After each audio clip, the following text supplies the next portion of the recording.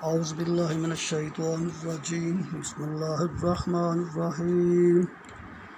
السلام علیکم ناظرین، آج آپ کے سامنے سورہ بقرہ کی آیات نمبر 62 سے لے کے آیت نمبر 75 تک کا ترجمہ پیش کیا جائے گا۔ یہ تحقیقی بات ہے کہ مسلمان اور یہودی اور نصارہ اور فرقہ صاحبین، ان سب میں جو شخص یقین رکھتا ہو اللہ تعالیٰ کی ذات اور صفات پر اور روز قیامت پر اور کارگزاری اچھی کرے، ایسوں کے لیے ان کا حق الخدمت بھی ہے اور ان کے پروردگار کے پاس، اور وہاں جا کر کسی طرح کا اندیشہ بھی نہیں ان پر وہ، اور نہ وہ مغموم ہوں گے۔ اور جب ہم نے تم سے قول و قرار لیا کہ تورات پر عمل کریں، اور ہم نے طور پہاڑ کو اٹھا کر تمہارے اوپر محاذات میں معلق کر دیا کہ جلدی قبول کرو جو کہ ہم نے کتاب تم کو دی ہے مضبوطی کے ساتھ، اور یاد رکھو جو احکام الہی اس میں ہے، جس سے توقع ہے کہ تم متقی بن جاؤ، پھر تم اس قول و قرار کے بعد بھی اس سے پھر گئے۔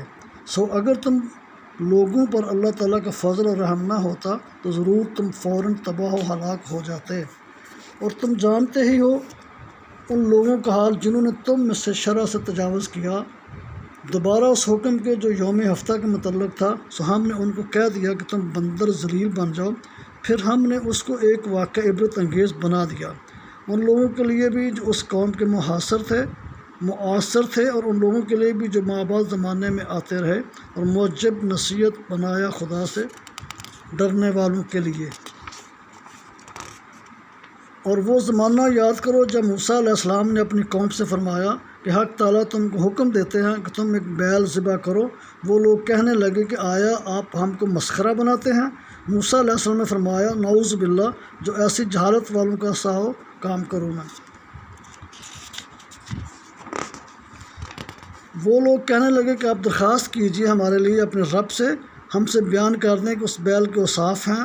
آپ نے فرمایا کہ وہ یہ فرماتے ہیں کہ وہ ایسا بیل ہو کہ نہ بالکل بوڑھا ہو نہ بہت بچہ ہو، بلکہ پٹھا ہو، دونوں عمروں کے وسط میں۔ سو آپ زیادہ حجت مت کرو بلکہ کر ڈالو جو کچھ تم کو حکم ملا ہے۔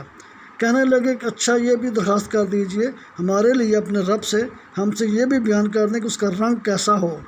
آپ نے فرمایا، حق تعالیٰ یہ فرماتے ہیں کہ وہ ایک زرد رنگ کا بیل ہے جس کا رنگ تیز زرد ہو کے ناظرین کے لیے فرد بخش ہو۔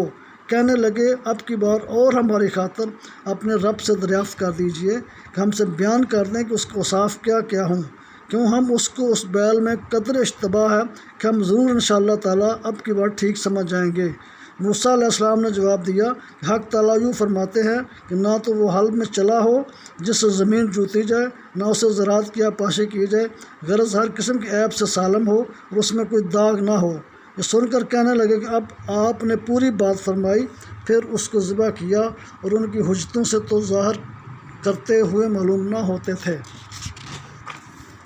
اور جب تم لوگوں میں سے کسی نے ایک آدمی کا خون کر دیا، پھر ایک دوسرے پر اس کو ڈالنے لگے، اور اللہ تعالیٰ کو اس امر کی ظاہر کرنا منظور تھا جس کو تم مخفی رکھنا چاہتے تھے، اس لیے ہم نے حکم دیا کہ اس کو اس کے کوئی ٹکڑے سے چھو دو۔